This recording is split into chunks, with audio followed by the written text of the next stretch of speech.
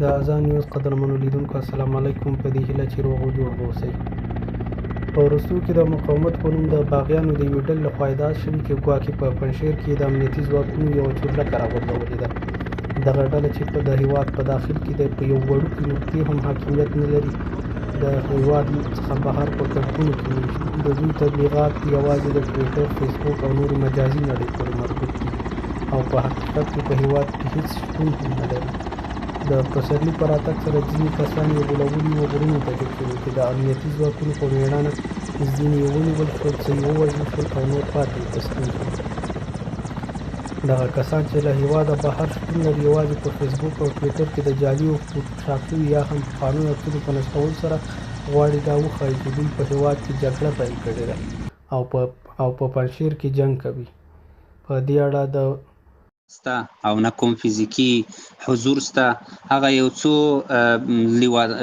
لوتیان یا لواطتکاران او هغه رقاصان فاسق او فاجر چې غرو ته ختلي وو هغه ختم سول. دومره قوت هم دوی نه لري چې دلته دوی کومې ادعاوې کوي او ادعا له کوم ځای نه کوي، له ډېرې لرې مسافې نه. اصلا دوی یعنې څنګه دوی کولی شي چې د پنجشیر په لرو غرونو کې له خپلو باغیانو سره تماس ټینګ کړي او بیا راپور ترلاسه کړي او بیا هغه د جبهه مقاومت او شرارت په نوم د باغي ډلې ویان، اصلا ویان زه دې ته حیران یم چې ویان په خپله په آلمان کې یا په یو بل هیواد کې ناسته او په باغیان یې وایي دی وایي په پنجشیر کې دي.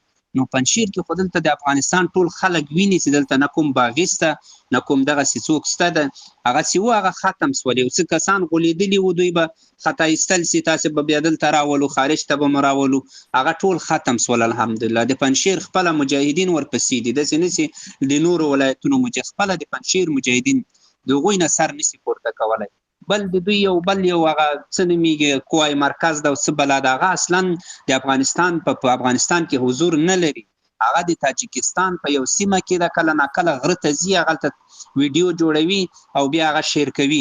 هغه د پنجشیر او د اندراب په غرونو کې نسي اوسېدلی. اوس په وخت د اسلامي امارت غازیانو ورته کړی وای چې دی په پنجشیر کې وای.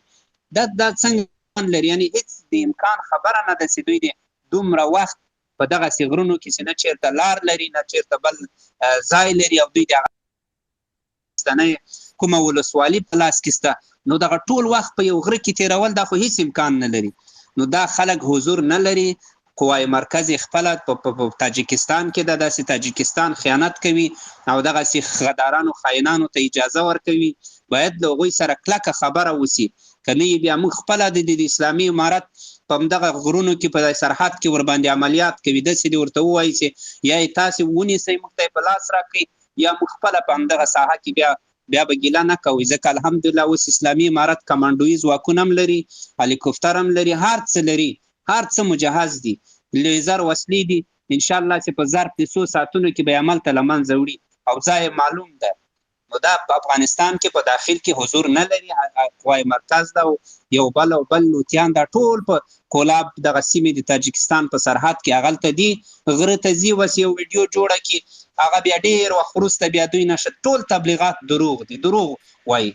نو د دوی په تبلیغاتو باید زموږ هیوادوال تشویش پیدا نه کړي او د دوی تبلیغات مه څارئ، له سره دوی ته مه ورځئ، مه یې ګورئ. ځکه چې څومره تاسې دوی تبلیغاتو کې کمنټونه کوئ، څومره تاسې دوی سره همدومره د دوی هغه دروغجنې خبرې نورې پسې هغه پیدا کوي.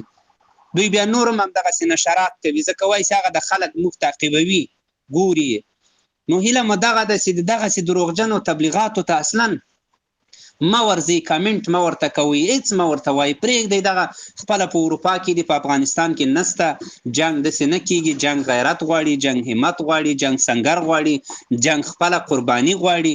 جنګ داسې نه کېږي چې ته شپه په نایټ کلب کې تېره کړه، نشه ښه په مزو کې، سهار راووځه بس چېرته په نرم د ساحل په غاړه انټرنیټ د یهودیانو د کفارو یا په کمپ کې چېرته ناست یې، بس راځه بیا تبلیغات کوه. دا نسي کېدلی. مننه. نوبت به ورکو افغان صاحب ته. مهرباني.